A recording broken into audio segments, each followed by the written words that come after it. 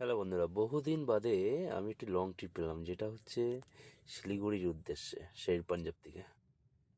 তো তারই উদ্দেশ্যে বেরিয়েছি। এটা নিশ্চয়ই তোমরা দেখে বুঝতে পারছো কোন জায়গাটা। এটা হচ্ছে ফারাক্কা ব্যারেজ। তো আমাদের মধ্যমগ্রাম থেকে ফারাক্কার ব্যারেজ মিনিমাম 350 কিলোমিটার। তারপরে চলে গেছিলাম দীর্ঘ 12.5 ঘন্টা জার্নি করে।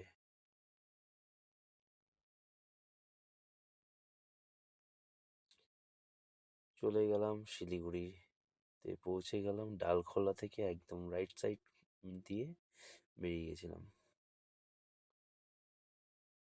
এ এ হচ্ছে শিলিগুড়ি, পাহাড় চালু হয়ে যাচ্ছে ডালখোলা থেকে যখন ডান দিক দিয়ে। বেশি না, 7-8 কিলোমিটার চালানোর পরে, 7-8 কিলোমিটার না, 21 কিলোমিটারের উপরে। তারপরে এই জায়গাটা। এখন বাড়ির উদ্দেশ্যে আবার রওনা দিয়ে পড়েছি পরের দিনই সকাল সকাল। এটা হচ্ছে আসার সময় চা বাগান দেখেছি, যাওয়ার সময় তো বুঝতে পারিনি যেহেতু তখন রাত ছিল। এ হচ্ছে